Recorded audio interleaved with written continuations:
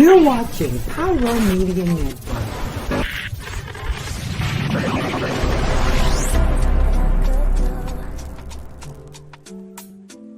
I could be running around chasing you, but I won't. Cause I got better things to do. Rather spend my precious time chasing somebody who loves me too. If I got $1 for every time you slam the door, I would be the richest girl alive. If you hadn't run away every time I asked you stay, you would sleep right next to me tonight. And you didn't know me, or you wanted you couldn't handle that I had no way. Thank you for tuning in. If this is your first time joining us, welcome. We hope your experience is fruitful. Please feel free to visit our website to find out how you can join our growing family. While we are loading your experience, please do us a quick favor and hit that like button from whichever platform you're watching or listening on. Also, share so others may enjoy as well. And we hope you would consider hitting that subscribe or follow button so you can check out more of our amazing content. Alright, let's start the show.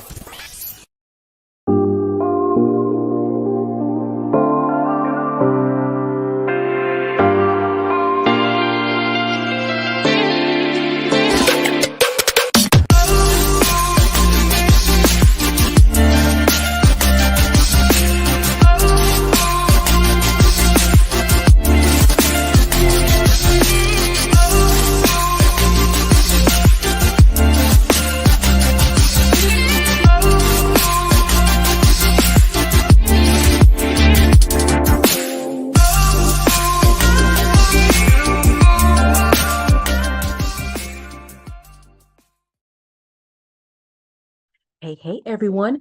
Welcome to this week's episode of Nicole D. Vick Live. I am Nicole D. Vick. Now, I'm continuing my journey into this idea of travel as liberation. So last week I said that in some sense, right, our ancestors, people that look like me, American descendants of enslaved people, their first international travel was into enslavement, servitude for hundreds of years. And that in this current time frame, for me at least, travel is sort of a closing the loop on that. Like my people came here, traveled here against their will. I will now, because I can move a little more freely, right? Well, a lot more freely than other people. I am going to also, make my way through the world and use this as a source of liberation. So, with that being said, I am going to interview a friend of mine, and I call her a friend because I literally met her at work. And we won't talk about exactly where we worked, but we'll talk a little bit about that. But she has really opened my eyes to this idea as of travel as self-care. I don't know if y'all thought about that. Maybe in the sense that once you get to your destination, you go to the spa and you go to the thing and you relax. But I feel like there's a little bit of a different spin on how she views travel and self-care. And so we're gonna talk to her in a minute. I'm actually going to go ahead to commercial break a little earlier than normal because I want to give a little bit more time for us to have this very, very, very, very thoughtful conversation. So I'm going to go to commercial, and when we get back, we will bring on my guest.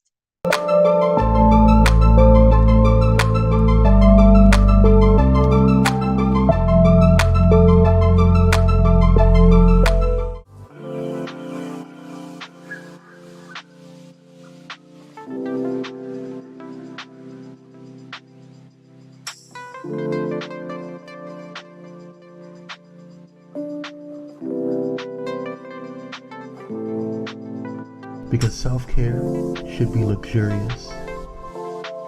Luxe Noir.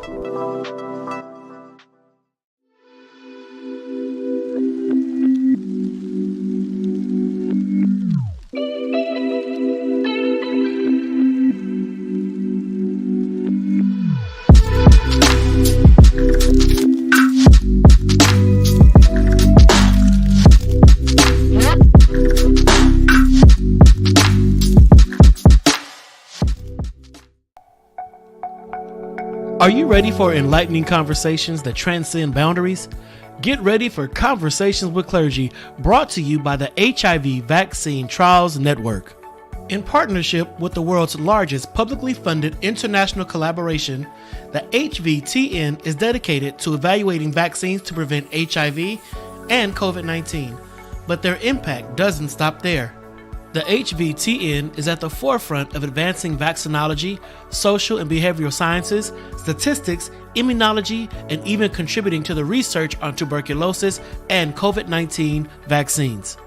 By supporting Conversations with Clergy, the HVTN not only brings you thought-provoking discussions, but also contributes to the global effort to combat infectious diseases. Tune in, stay informed, and be a part of the change. Conversations with Clergy, supported by the HVTN, empowering conversations, empowering lives. Join us in this journey of knowledge, understanding, and progress. Conversations with Clergy, proudly brought to you by the HIV Vaccine Trials Network, because together we can make a difference.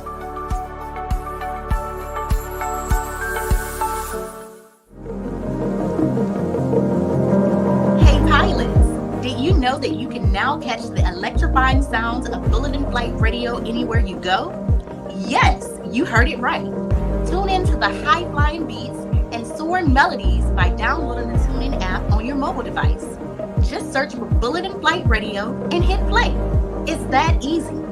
And if you have a smart device like Alexa or Google, just say, "Hey Google," or "Alexa, play Bulletin Flight Radio on TuneIn." Experience the rush of adrenaline wherever you are.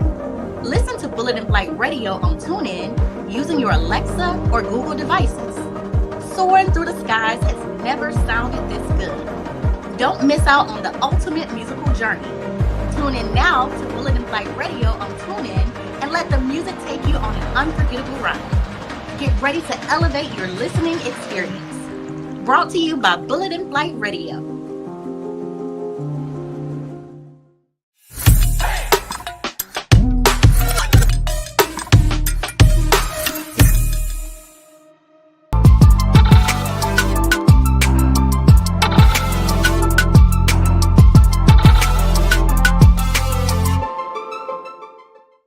Okay, and we're back from break. I have a special guest. I am so excited because I have known this person forever. I mean, I guess not forever, but for a long time. And the funny thing is, people have said that we actually look alike. And I was looking at some,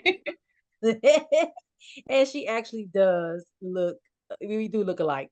But anyway, let me bring her on. I have, yay, Jenny McKinney. Woo woo!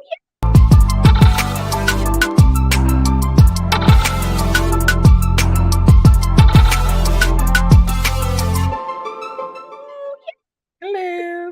Welcome, welcome, welcome. So thank you for taking the time. I know you are busy and you are like what they call them people? Multi-coastal or bi-coastal or Bi-coastal, tri-coastal. you be doing all the things. So let's talk a little bit about how we did meet. So we both worked at a job at a place. We don't Yeah. But yeah, I don't remember exactly how we met. We was trying to talk through it earlier and we couldn't figure it out. But what do you remember? I just remember us, I think, being at a training together, and we both do a lot of community stuff. And then I think outside of work, we also meshed with a lot of the same people. You know, LA, anything Southern California is kind of a small circle, especially if you're doing a lot of community activities. And we're both outside of our jobs, we're very heavily involved in community activities and social network platforms. So those platforms, if you, like you say, everything is like what 60 degrees of separation. Like you always see somebody at a function, social function, community type functions. But if you're involved in the community within LA, you're gonna meet somebody, see somebody familiar, or interact in some way, shape or form. Exactly, especially Black LA, right? I mean, Yes. in our circles, the circle is pretty tight. And so yeah, exactly. And again, not only did we really get along, but I feel like we started to look alike. Yeah, I feel like we definitely encourage each other on different platforms, on different ways. 'Cause you're definitely inspiring me with the housing, the degrees, the doctorates, doing other platforms, other things. You really going up and up and up and up and Child, expanding. well, I thank you for that, but you up and up too. And so we're going to talk a little bit about how, so here's the thing. As I'm telling y'all, the audience, we were in South Los Angeles working together, and of course also having had a social circle. But then sis was gone. Like she was not in the United States no more. And I was like, oh, she left. But even before that, I feel like you were doing the sponsored trips. I remember you did one to Thailand. You were doing some Yes, things. yes. What Cause really so got you into travel? okay, so my grandmother, the person that raised me, got me into traveling long before, and my biological grandfather got me into travel long before travel even became popular. Um, I was doing like cross country trips in an RV before RVing became RV black before black folks was really RVing. Like my Wow. summer was filled with going from California to Colorado and going to places where black folks still wasn't even really allowed. I would say we was allowed, but they wasn't welcome. Put it that way. We was allowed, but Yeah, we yeah. wasn't welcome in certain places, or certain places where we would go and we would be like, I never really grasp the mindset on why we couldn't be in certain places for so long, or by sundown we needed to be at another place until with my family, or when I went to Clark, Atlanta, when we were trying to go to think to Tuskegee, and it was just like Tuskegee is not that far from in Atlanta. But that KKK is still alive out there. So they would always tell us by a certain time you need to either be in Tuskegee or be someplace else. Wow. And that's what we call Wow. the sundown towns. Yep. Yep. Yep. And they are And still alive and active. And being from and you know, California, I wasn't what the fuck you mean? Because what the heck you mean? Because right. California is such a melting pot. Like, what you mean you can't be like, what that mean? Right. And you know what? Something that you just said kind of prompts me to go back. I don't know if you heard what I said earlier, but these episodes, this episode and the last episode, to me, I said travel as liberation. How Mhm, for Black women and Black men, travel can be a way of freeing ourselves. And mhm, you just talked about sundown towns. You talked about there are some spaces where it's not that we couldn't go there, but we weren't welcome there. And mhm, how, and again, to me, traveling is sort of a front to that, a direct sort of resistance to, oh, this isn't for you. What do you mean it's not for me? I'm going to do this, and this is going to be mhm, a way to free myself. So I feel like we mhm, should talk about that now. For mhm. you, I feel like you have this interesting take on self care, mental health, mental wellness related to travel. I think a lot of people see travel. Self care is the traveling is the self care. I'm going to go to the beach. I'm Mhm, gonna mhm, but I feel like you have a different sort of spin on it that I think is really mhm. important. So can you talk about that? Okay, so my brand, so how I got involved in travel was because I've been traveling even in college, and even after college, I saw all these black travel groups popping up, whatever the case may be. But at the time, I didn't have I wasn't a luxury traveler because I mean, let's face it, where we was working wasn't paying that much. Wasn't one of what we I couldn't afford that, luckily, like, everybody that was at the time that everybody was going to Croatia, doing the, whatever that thing that they Croatia for was Yacht Week or whatever in Croatia, couldn't afford that, um, and flights was still, at that time, flight doing travel was still a luxury to a lot of people to afford it before they start, and there was a lot of gatekeeping at that time too. So, and then I wasn't a backpacker. I ain't really a backpacker hostel person either. So, but I also wanted to give back too. So originally I came up my original business was Work and Play, which is work a little, play a lot, where I gave back and then but also traveled. I formed that group and I enjoyed it. I enjoyed giving back in that sense. But then what I also noticed was that in the height of the Instagram, social media, a lot of people were traveling, but they were still having, I've noticed a lot of attention seeking, a lot of people still having issues, a lot of ranting on social media. And then I also noticed like during my one trip, which was turned out to be a it turned out to be a wellness trip by accident. And so I think that kind of tied me into my brand of keep calm, bring your carry on, which is um it was a trip for going to Bali, and it turned into a women's kind of retreat. And the ladies, I remember we had a breakdown session of feelings and what's going on with all the the Bali flowers that are in a circle, the hearts and all that. And we just Mm-hmm. had a quick like mini I would say circle therapy type session, was me leading it along with my co-host, and doing a drumming session is about feelings, what things people were going through.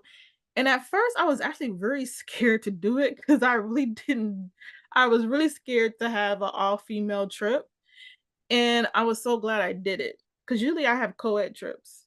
I had never Mm-hmm. did the whole all-female retreat thing. And they were so happy that I did it, and that's what led me into like, yeah, people are going on these trips and everything, but people still got these issues that they're having. And going on this journey with them was kind of like a release and healing for them to tackle some of the issues that they were going to have. But while they were doing this trip, they got to solve some of those issues or get some tools to try to like navigate and manage those issues that they were going through. Because here's the thing, you can go on all these trips if you want to, but or you can go overseas and black sit expat to another country, but you may still have those same issues. It'll just be a different ship, same shit, different ship. Right. Right. And I feel like if you don't address those issues, then all you Yeah, end up, to your point, you end up in a whole different country, which may have different same stuff. infrastructure than the United States. So now you're, in a different part of the world, frustrated, anxious, angry, you haven't dealt with your issues Yeah, and because you're in a country that ain't got no Wi-Fi. Man. yeah, exactly. So that's what the whole keep what I run to, because and then I think I was also doing awareness after dark, which was my nonprofit at the time. So at that time I knew I wanted to do more mental health stuff, but I didn't know how to like combine it, and I wanted to go with my whole mental health awareness thing around the world. So what I did was combine the two and create Keep Calm and Carry On. And that's when I came out with the book about people, all these well-known and upcoming folks that are in travel or having some type of, people, folks that travel or did something in the community. How does travel affect them in their mental health, and how are they handling their mental health, or how does mental health help them with how does travel help them with their mental health? And so with that book I was able to catalyst the brand and get people talking and so forth and so on about, mental health in the black community everywhere. And even now, so with what I do right now is I help people it's not just more than a brand now, far as like the book and the I guess you could say the journal. Now I actually have a mental health service where Mm, I assist those who are traveling with mental health issues, anxiety, depression, workplace trauma, those who are trying to black sit. Because people think black sitting, or I would say expatting, is easy. It's really not. It's not that easy as people think it is. Um, and that can also be a struggle. Not all the time, but you're gonna be faced with some certain type of situations because a lot of people think exiting the US is the key to all the problems, and it's not. A lot of times, depending on where you are, what country you go to, people gotta understand, inside the US, we have, tackled a lot of issues, and because we have the freedom of speech, well, somewhat, um, right. somewhat, somewhere, wherever you wanna call it, we have we are more advanced when it comes to certain issues and things, regardless of the crap that we're going through right now or had to go through, racism and all that. All these other countries, some of them are still 20 to 30 years behind, especially when it Behind. comes to women's issues. So like people want to go to Africa, but people also don't understand some parts of Africa, West Africa, they have a lot of gender-based violence. The respect for women is not really high up there. You know what I'm saying? And Yeah. women, in especially Black women, we don't went through a lot, so we're not going back. Right. Right. And then and to be fair too, and and I know this might be controversial and people might have some issues with it, but there's also a lot of countries now that are actually anti-LGBTQ. So Exactly. you may Exactly. want to go to a country and bring your family, but your cousin is gay. He's not safe there. Yeah, Right? yeah, they'll be like, you're definitely right about there. So that's what a lot of people were like. I had to ask. I think one travel agent came to me and was asking about South Africa, and I'm like, yeah, no, Cape Town, South Africa is very LGBTQIA whatever Mm. friendly. But there are a lot of countries aren't, and some are okay. They just don't want to see, I guess, intimacy, because you Right. go to countries, it's there. But I think is if they catch you, which is still crazy to me. It's like it's almost just like how the US was with interracial couples, where Right. yeah, they can see you together, but they don't want to see intimacy. And so, but it's still the same thing. And so a lot of those you're still not really kind of safe, because they can also set you up, Mm. you know, you So don't know. yeah.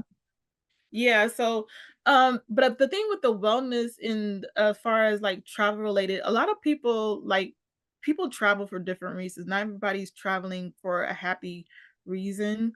Some people are traveling because there may have been a death, work or whatever the case may be. And traveling can be very there's a lot of layers to traveling. It can be exciting, it can give you anxiety, it can be depressed. Mhm. um, there's a lot of moving parts, there's a lot of energies and personalities you have to deal with while you're traveling.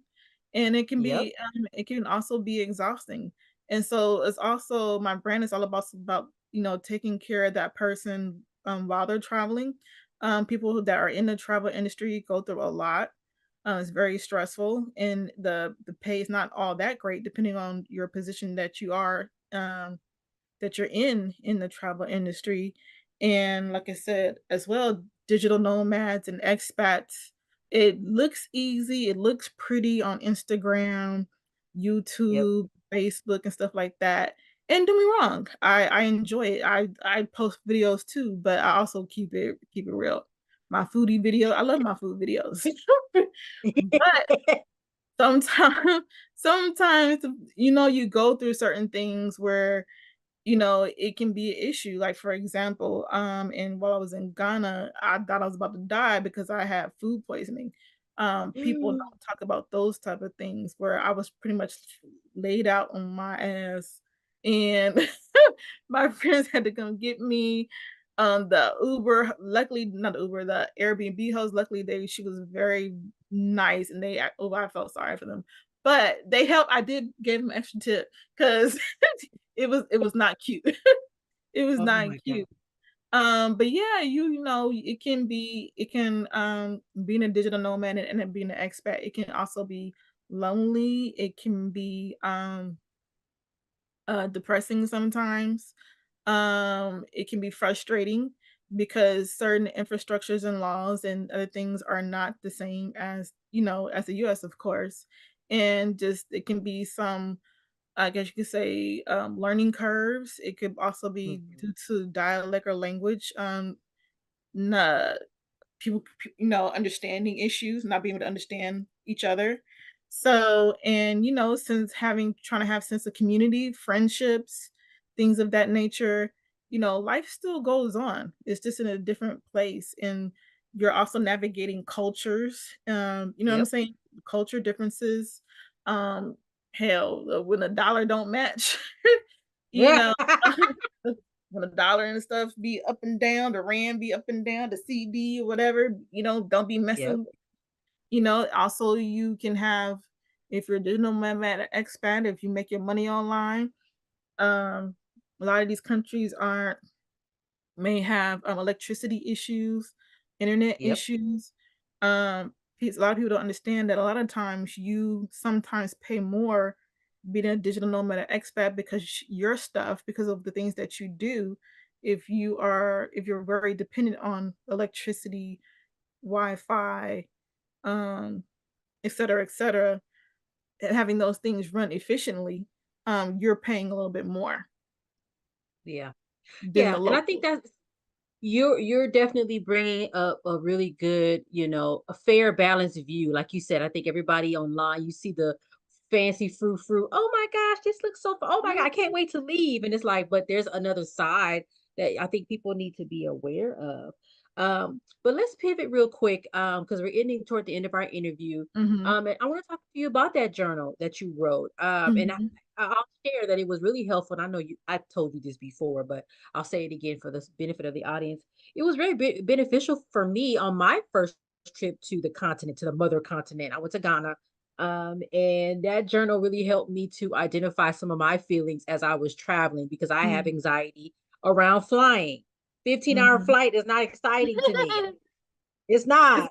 it's my And normal. It's my normal. So and I didn't have access to my medication. I couldn't, my doctor was on vacation himself. And I'm like, y'all can't give me some Clonopin. No, that you have to come in to see the doctor to get that. What the mm. hell? So I had to fly without any medication. That was wild. I survived, obviously, but Yeah. that journal prepare for that. So can you talk about the journal, why you wrote it, and actually talk about how people can get access to it? Okay, so the journal was actually supposed to been put out the same year that the actual book is about. So the book is called Keep Calm, Bring It, Carry On: The Ultimate Self Guide for Travelers of Color, which features um like almost 50 to 75 Black travel influencers, including Nicole herself, and Yay. either based on, like, I think yours was image. We have plus size folks in the book, those who are handicapped or have disabilities. So that was the first one. And the second one didn't come out because my grandmother, who actually the person that parented me, passed away, and that was just too much. So I was grieving. I gave myself time to grieve and just do my thing and disappear for a little bit. And that's when I went to Cape Town, South Africa. During that time period, I got the creative mojo back to, I think, me being overseas and seeing, and that's when I also became the creator of Black expats in Cape Town, and I started doing my own mental health services for expats, digital nomads, and travelers. And that's when I started noticing the issues that people were still having as they come to, these countries. Um, and so I got the idea to not just have a journal, but to have a journal, um, kind of like a journal workbook that helps you navigate each of your experiences of your travels. And so in the first part of the book, I have a safety plan, which some therapists, counselors, and social workers may be familiar with. The safety plan is just other people who may not be in the industry may think of a safety plan as kind of like, okay, and when you come home or if there's a fire, who you gonna call? Who's the emergency contact? Where you get money? So the safety plan, this is more of a mental health safety plan. Like, okay, if you're having anxiety, what you're going through, all those things, who you go in contact. You gonna may have somebody that you emergency contact, and you may have somebody that you just need to talk to. Um, Mm. Mhm. so you or somebody to just distract you. They may not need to know all the business, but just somebody to, distract you for a second. And then there's somebody that help you process things. So there's probably like three different categories. And then after that, you have all these lists of emotions so that you can kind of figure out how are you feeling. And sometimes that takes some time. Sometimes you don't know how you're feeling, but a lot of people are visual people. So I put like, I think 50 to 75 emotional type feelings in the book, maybe anxious, worried, I'm feeling. And then you put in the book. So after that, I have pre-trip anxiety. Like for example, it kind of breaks you down. Like, okay, how are you feeling? Where is this coming from? One example is I put on my pre-trip anxiety when I was going to Ghana. People who are all excited to go to Ghana that haven't visited, okay, let me put you on the game. Ghana sometimes don't have no electricity, and it just goes out without no fair warning or nothing. You just out of electricity for a couple of hours, or maybe an hour, maybe 15 minutes. That's exactly why I prefer South Africa, because they got an app that tells you at 12 noon, we ain't gonna have no electricity till 3 p.m. I prefer that. Wow. I prefer than Ghana just going out electricity and you be like, okay, someone is going, oh, we don't know. Sorry for that. And you just be like, what? Sorry for that. You don't know? Nah, we don't know. I mean, they really just don't know. And unless they have a generator, and people also understand these appliances, Ghana is extremely, extremely expensive. And so more expensive than South Africa. So having a generator and all these other backup things costs a lot of money. So most places, unless you're staying in a very nice hotel or something, or a very nice Airbnb that has it, a backup, they really don't know when electricity is gonna back on. Second, water. Hot water. Hot water is an issue in some of these countries. Ghana, I found out the hard way, is one of them. They Wow. a lot of the times they have a hot water button, but a lot of times you may not have hot water. You may have to take what they call a kettle bucket bath. Now it's not all Yeah. the time, but even your nicest, very nice Airbnbs will have hot water type situations, or sometimes they will just run out of water. People think these countries have all these big festivals with the return and blah blah blah, everything party all the time. And yeah, it's still, still third world country. So you will have some of these issues. And I've had Yeah. my share of bucket kettle baths where you pretty much where you pretty much get one bucket or two buckets, you put a whole bunch of hot water, whatever to your temperature, us women, we like the shit scalding hot. So, so my second time going to Ghana, what I did was I got something off of, I got this camper type solution, Mm-hmm. shower type solution off of Amazon. It's for people that go camping and stuff like that, because baby girl wasn't gonna be without no shower. Right. Ever again. Right. I won't ever again. That was my last run. Never again. So that kind of saved me. And I do have a video of that. Of where people Mm-hmm. can, because you just I need a shower. Well, and it's things that you don't really think about. So, and I appreciate you for being honest about that. Because like you said, you staying in Kapinski in Accra, the water not gonna go out. So you don't Yeah. know that if you know you don't know And that, don't be wrong, and Kempinski is vibrant, but Kempinski has its little issues too. They're not going. I mean, Kempinski may be one of the exceptions. You know what I'm saying? Like they barely have issues, but a lot of them major hotels be having some issues too. Like the Labadi Beach Hotel. What's the other nice hotel? It may be for an hour, 2 hours, but baby, they have some issues. But so that can as work we on your close, mental health, though. To circle back, if you're not true. used to these things, that can don't nobody like being dirty. And don't know Right. like being dirty. If you need Wi-Fi and stuff for your employment, that can lead, that's an anxiety attack on level 10. I know plenty Yeah. of Yeah. people when they had the major when Ghana had the major internet function, they had to leave. They couldn't be there. How many meetings you gonna Yeah. cancel? Right. So very real issues, and I'm glad that you're bringing that other side of travel or expat life up, because I think a lot of people don't really understand it. And I Mhm. think and I think the upside to it is there's a lot of YouTubers who are being very honest and candid about these things as well, Mhm. so that you have that balanced view. But as we wrap up, where can they find the first book, the anthology, and where can they find the journal? They can find both. Keep you can just Google either put my name in the Amazon or Google my name, Jen Jen McKinney, or the whole brand, which is probably a lot easier, which is called Keep Calm, Bring Your Carry On. It's available on Amazon and available on my website. So Keep Calm, Bring Your Carry On is the name of my website, my service, my brand, everything. If you remember that, you can get it on Amazon and you can go straight to my website, Keep Calm, Bring Your Carry On.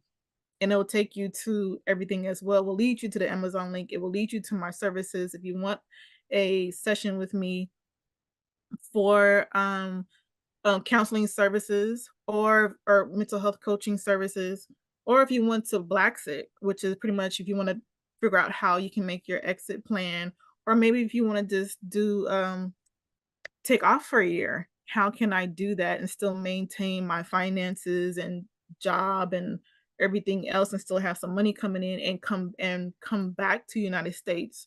Or how can I see what countries I can try out to see if I want to visit or live there part-time? Not everybody is meant to live out the country full-time or want to live out the country full-time. Maybe they just want to do it part-time.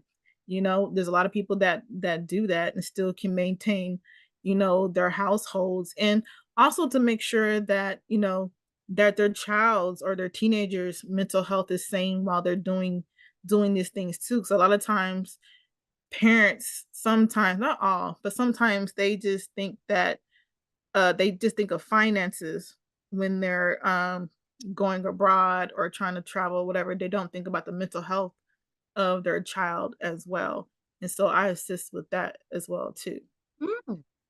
Oh, wow. And that makes a lot of sense because I think a lot of people don't think of that. Or to your point, the example of the kids, they just figure, oh, the kids will adjust. They'll be fine. They'll figure it out. They're young. They'll get it. And it's like, no, Yeah, they might need no, that they space too. don't. There is a major influencer that went overseas to Costa Rica, whatever, and I think she came back in 3 months and to start over. Like I said, it looks cute. It looks cute until you're actually doing it. Like, you really got to do the work, and you really got to make sure that you've done the inner work plus the outer work. Having the finances to go overseas is just half the battle. Wow. Well, I thank you so much for joining me on Thank you this for having me. episode. Yeah, I think you got gave us a lot of good information, a lot of things to consider. That journal is top tier. You guys, please pick that journal up. Keep Calm and Bring Your Carry On Amazon. You can pick up the journal or the anthology. So thank you so much for for joining us tonight. And yay. All right, y'all. Coming to the end of the episode. I will see you all next week. In the meantime, you know where to find me on social media. I am on TikTok, I'm on Instagram, and I'm on LinkedIn. All my handles are the same, Nicole D. Vick. And of course, you can check me out on the internet. I have a website, www.nicoledvick.com. I have how many books now? Hold on now. I have 2 books that I've written myself. I have a anthology that is currently out, Triumph in the Trenches, available on my website as well. So if you'd like a copy, please go to the website and pick those up. I actually just sold 2 books the other day, and I just shipped off a huge shipment of books to some customers. So I still have copies available if you'd like to purchase. And right now I'm running a special where if you buy Triumph in the Trenches, you get a free gift. Okay. And then there's another package where you can get Triumph in the Trenches and my first book, Pushing Through, together as well. So there's options. You got options. All right, you guys, I'll see you next week. Take care. Bye.